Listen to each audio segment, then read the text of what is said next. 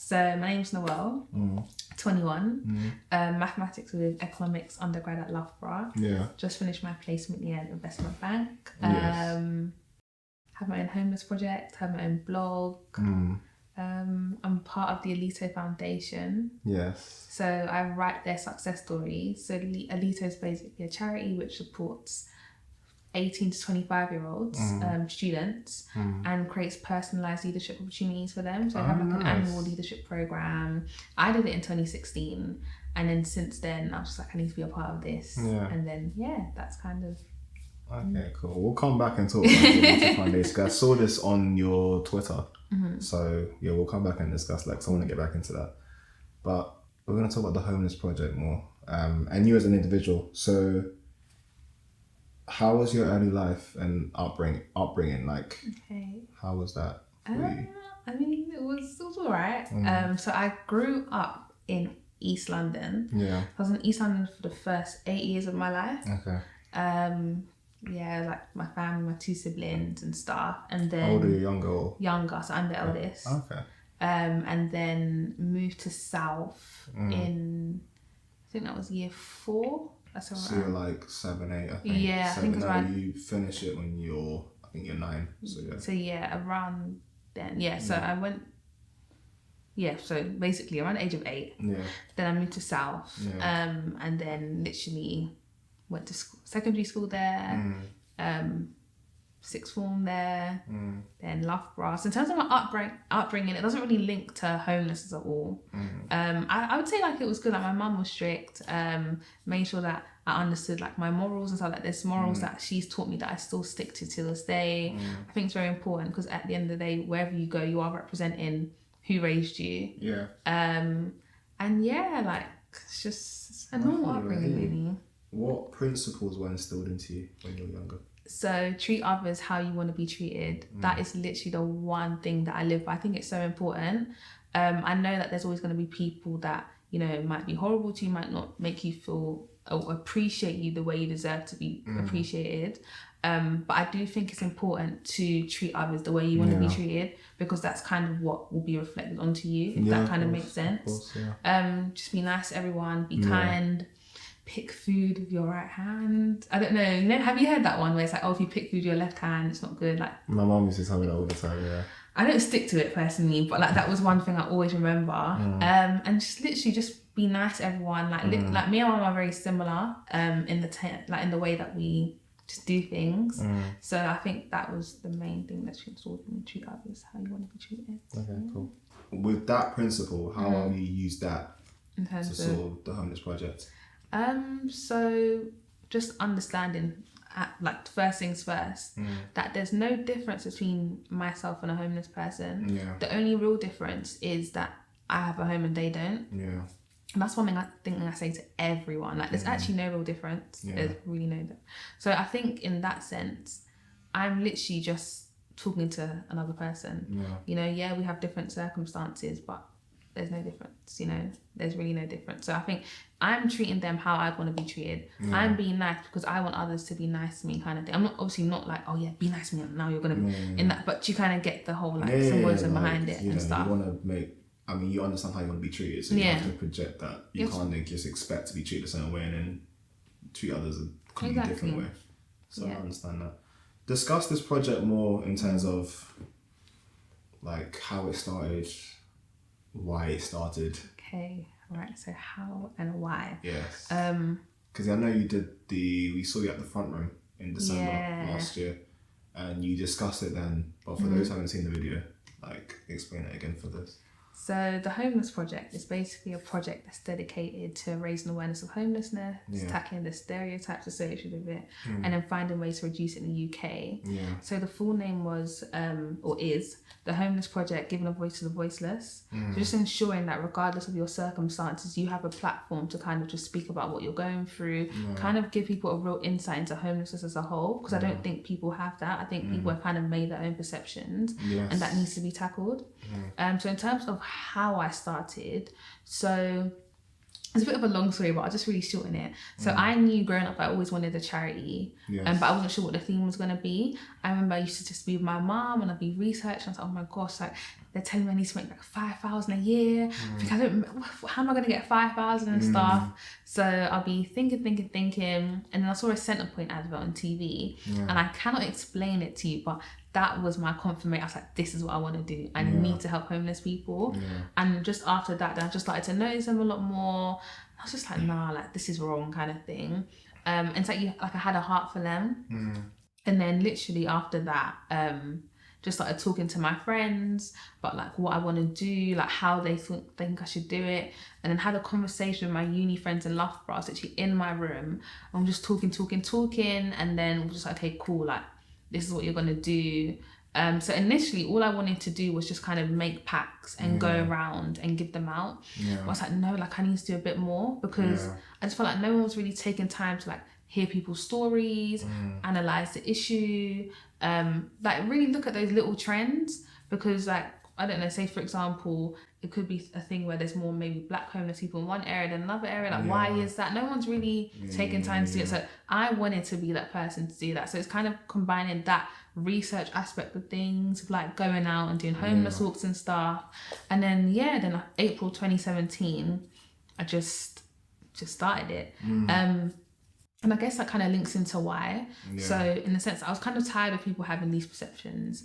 I mean, I don't believe every homeless person is an alcoholic or drug addict. I know the issue's there, but then I kind of wanted to be that person that kind of explained, oh, why? Like, why does it happen? Because I always say that if you were in someone's position, like if you were in their position and someone just came and was like, listen, for 5 minutes, just take this and you'll be happy. You probably would take it. Especially with the amount of depression and despair you're dealing with at that moment. So exactly, and then it's kind of like it starts a cycle because all these things are addictive, so it starts that cycle, becomes another thing here and there. So that's kind of why I obviously in terms of like perceptions and stuff, and then also it's just not fair. Like, I hate the fact that people miss out on certain opportunities because of unforeseen circumstances. Just from doing this so far, I've seen that, some people, it's not their fault kind of thing. It's unfortunate how it's happened, but it's not their fault. And I think the biggest thing that I've taken away as well is understand that this can happen to any of us. We're very lucky in terms of, like, for example, all our upbringings and stuff. We don't know what our parents were going through behind closed doors. We don't know, like, whether they were struggling to pay that rent, whether they were struggling to pay that mortgage. You don't know. You were probably really close to being homeless, but they just hid it from you kind of thing. So it's stuff like that. It's just understanding that this could have happened to us, being grateful for what you've got, understanding that, everyone has a story, certain perceptions need to be changed, don't listen to what the media tells you all the time, and stuff like that. So, that's kind of how and why. Because a lot of people grow up in I guess our parents do a very good job like protecting us and stuff. And I guess the closer you get to, or the older you get, the closer you get to figuring out what's really going on. So like, exactly, the family secrets are revealed. Like what's really going on behind all of the money stuff and all of that. So I respect what you're doing on that. The reason why I say all of that is because, like, personally, being in a situation where I'm almost getting to a point where you're figuring out where you're moving to next, because you may have to move out for an unforeseen circumstance or your council, whatever. So with that information and with like that understanding, I can see exactly why you say unforeseen circumstances. You just never know. Sometimes someone who's rocks up one day and said, I want this amount of money in one go, and that's it. That's all it is. The landlord will be like, listen, like, if you're not paying me £700 a month from your £600 a month, then you can't live for anymore. Yeah, because they can up it. I don't know what the rules and regulations are, but I know there are a lot of situations where people up the rent out the blue, or like they give you like a month's notice and they send a letter like 2 days before, but they date it at the start of the month, so you kind of get deep into. So a lot of stuff can happen that way. It happened to one of my neighbours actually, that literally lived up my road. He'd been there for years, and then I remember we used to see him all the time. And then we literally went into Tesco, and then my mum was like, "Oh my gosh, like, hi, I haven't seen you in a while. Like, what happened?" He was just saying that the landlord increased the rent. Didn't give them enough time to kind of work things out. Then they had to move. Bear in mind, he has a lot of children, so now he's in a smaller place. His kids are still growing. He's still going to school in the area. So imagine, like, it's not nice, but he was fortunate to find temporary accommodation. Yeah, there are a lot of people that can't. Exactly. You know what I mean? And the counts and the list of names on the housing sheet and council has grown, and it's like the format of waiting list based on what you're dealing with. It's very long. It is very like it's like you have to aim to get a shortcut or know someone in the system. Otherwise, you're not getting help. Exactly. If you're not a priority, then no one's really gonna pay attention to you. Do you know what I mean? Yeah. So it's sad, but it is sad, but it is what it is. And I guess that leads into like other questions. So like, what's the progress been like so far? Like, because homeless, I feel like, with what you're doing, you'd get a lot of positive feedback from your mates. But I feel like, and correct me if I'm wrong, like as time goes on, you start to figure out there's some barriers to doing what you want to do. So like, how's the progress been so far on this project? So since the front room, or just generally? Since 27 April, since you started. Since I started? Yeah, since you started. If I'm being 100% honest, and it could be a combination of me just naturally being quite hard on myself, I feel like I wish I could have done a lot more. I don't think my time has been on my side in the sense that... Well, you're balancing uni, aren't you? Well, at the time I was balancing my placement year. Yeah. So I started my placement year in June 2017. Yeah. And just going into the work, like investment bank, like those hours are not nice kind of thing. They are 9 to 5, 9 to 6. Mine was 8:30 to 6. That was the best. That sounds normal. That sounds very normal. There were times I'll be there till like 7, after 7 kind of thing. So imagine you're working about 50 hours a week, and then it's like you're tired, and like because you're doing other things on the side, it just gets pushed to the weekend. Yeah. And for me personally, like I'm not the greatest with time management. I'm working on it, but like just balancing things wasn't the greatest. So imagine, so I had my exams.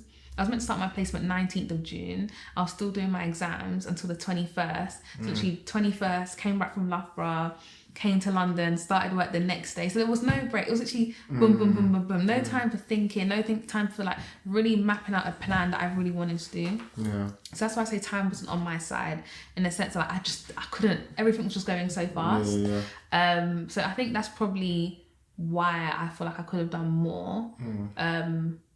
But yeah, so, and then also with that as well, you know, like doing a Nito Foundation, like having my blog as well. Yeah. Like, okay, cool, like I want to see this much, but I can't because I'm trying to balance it with work. And whenever you're starting a new job, like it's the first 3 to 4 months always the hardest. Well, you're gonna pass probation. And then your placement is just about making sure you keep the thing, because you're still getting graded for your placement at the end of the day. So it's kind of like, oh, how am I gonna do this? But like on the flip side of things, progress wise, like in terms of what we've been able to do since April, like it has been good. So for example, so from April, then I had a few other homeless walks. The biggest homeless walk that we had was our Christmas one. Till this day, I'm really proud of it. I think you mentioned it at the I remember I was advertising it at the front room. Yeah. So then literally we raised £1,000 in 4 days. Like, I couldn't have been, I was like, oh my gosh, like, how do we do this? Because I started the fundraising in November, thinking that it would take me a whole month to raise the money. Then 4 days later, I was like, oh, okay, this is fantastic. And then literally just getting the 4 groups, so North, East, South, West, getting people to go around, give out the sleeping bags and stuff. Like, that was amazing. Like, I was so proud of that. I was like, oh my gosh, like, wow, we did it, you know? So in terms of that progress, that was a very big step, and it, you know, it was executed, it was done perfectly and stuff. So I was really happy with that. Then since then, just done a few other homeless walks. Between April 2017 and I would say about December, a bit of research was done as well on like homeless in different boroughs and stuff. So mainly it's literally been like research on homeless walks. I do want to do more. I have a few things that I'm thinking about. Okay. So. Do we get any plugs? Any like? Well, all I would say is that I kind of see homeless walks as short term. The reason why I think they're really good is because you're helping someone in the moment. And I always ask for volunteers, so I always advertise on social media, so it gives gives people opportunity that have never done this before the chance to kind of come on these walks, talk to different homeless people and change their opinions on the issue as a whole.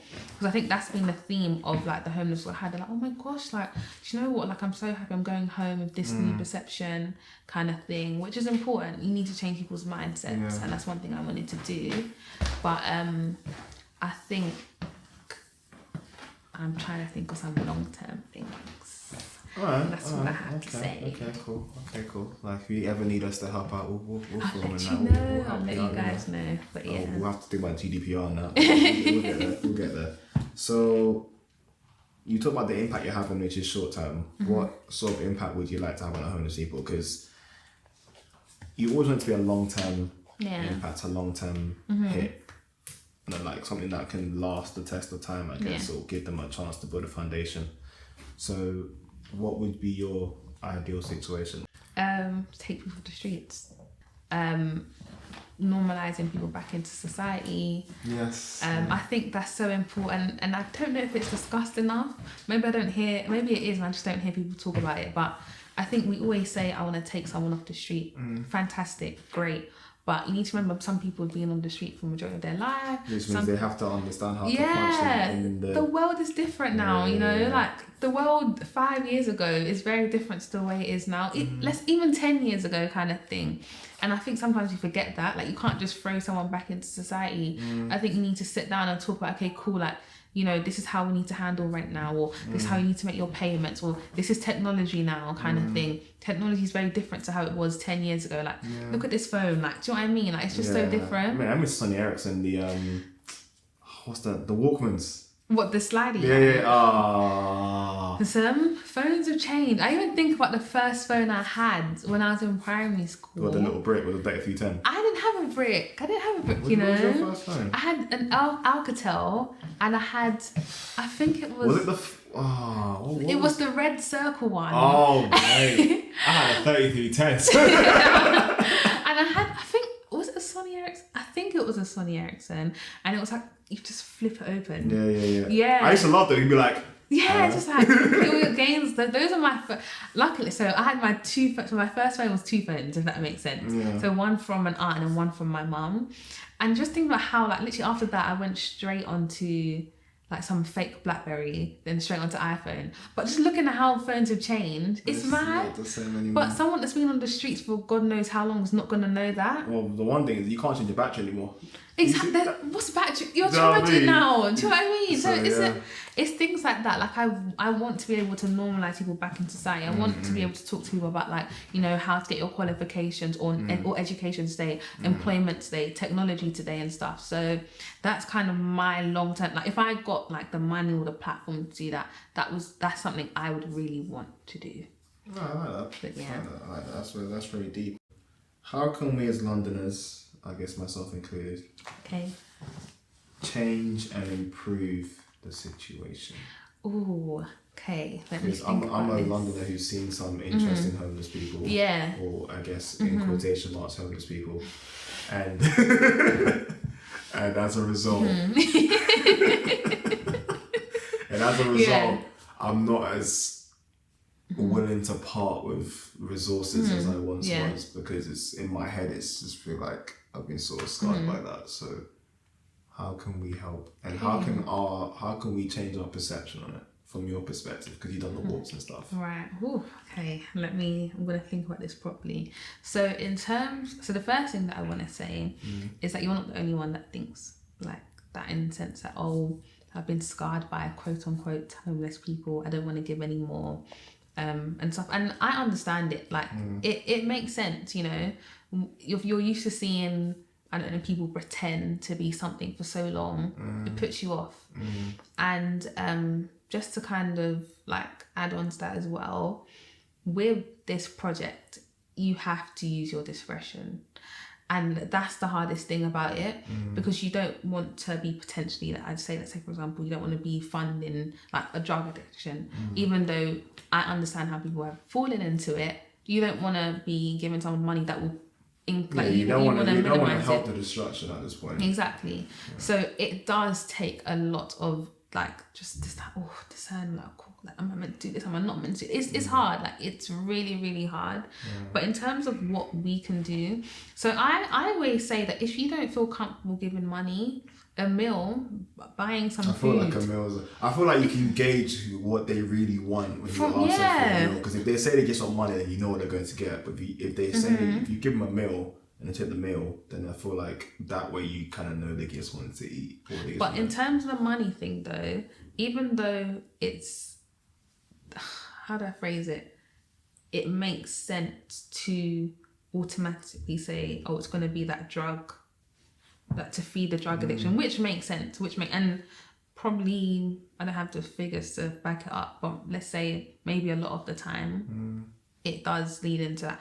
But then I do believe, and just from some people I've met, I do think sometimes raising money is just to, you know, be able to afford a hostel for one night kind of thing. Yeah, I understand. Hostels are expensive, like literally King's Cross. I did do a check at one point, and it's ridiculous. It's like how, and another thing, and they're never in good condition. They're not. They're never in good condition. They're expensive. You need ID to get in, and it's just like, what if you don't have your ID? Like, what happens next? And what does ID prove as well? Like, you go on ID, you go into the hostel. Like, I know they're like nice hostels like around the world, you know. But in terms of the way London look after, I don't feel like London looks after their hostels anymore. I've seen some horrifying pictures. It's horrible. It is really horrible. But so that's just in terms of that money thing. I do think sometimes it is going towards a hostel. But in terms of what we can do, so first thing, a meal. Some people, and like, I think it's very easy to assume that someone's probably eaten throughout the day, considering how many people probably walk past them. You're probably thinking, oh, at least one person's giving me a meal, you know, at least one person's giving them enough money. But just from like talking to people, they'll be like, yeah, I've been here since 1 p.m. This guy I met, he said, I've been here since 1 p.m. and it was 9 p.m. And he was like, yeah, like I've literally only got like 20p. I was thinking, pardon? Like, and it was King's Cross. Do you know how people walk past there kind of thing? King's Cross is a good spot as well. It's an amazing spot. You think that'd be a good spot to go, yeah. But then again, I think people have just become so desensitized towards the issue, or people just assume that, you know, this is just going towards drugs. Why am I going to give you money? And I remember there was another guy who had been at, was it Embankment Station? Was it Embankment? I think, or that side, Charing Cross side, around there. Anywhere in London should be a decent spot though. That's what the perception is anyway. Like there'd be a decent spot to get, but I guess. But that guy hadn't eaten, and I was thinking, mate. So that's why I just feel like, you know, a meal can go such a long way. Just going up and be like, do you know what? Hi, like, you know, would you be interested? Or not even would you? That sounds really formal. But like, do you want me to get you some food? Yeah, and most of the time, most people say yes. Some people will say no because they don't want the food. They want whatever kind of thing. But that's a good place to start.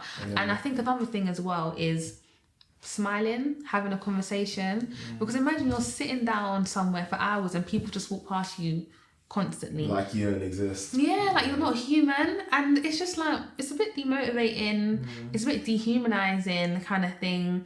It's just like, oh, like, am I invisible? And I think sometimes having that conversation can, one, change your perceptions on the issue itself, and two, brighten someone's day, because you'll realise as you start to talk to someone, they kind of feel a bit more comfortable and they start opening up to you a bit more, and it's like, oh wow, like this is what you're going through.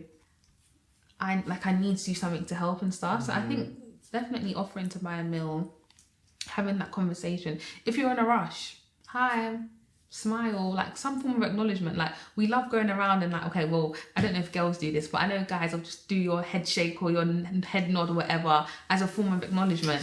Yeah, but like you could really do that to a homeless person as well. Like, okay, not a head nod, but like I a feel smile. bad when I do it to them though, because if I do it to them, and I'm not giving them money, so like I'm just like, and they just keep going. I feel like I should have probably dropped a little. I get what you're saying, and it does make sense, but sometimes that form of acknowledgement is just as valuable, especially when you've just felt like no one's paid attention to you at all. I guess that could be a difference the whole day. Do you know what I mean? It's a fair so point. I think that's what we I'm gonna need get to do. out to your head. Like, you know, just like, hey, like, how you doing? Like, I'm just going around, you know, to find out how people are. Like, do you mind? Like, can we have a chat? Like, and you learn a lot. You change your perceptions, and you just have to, and I think I would hope in that situation, if like, for example, you were someone that had a completely negative view towards homelessness as a whole, that would be enough for you to understand that, do you know what, despite me seeing all this ABC, all this negativity, all this, you know,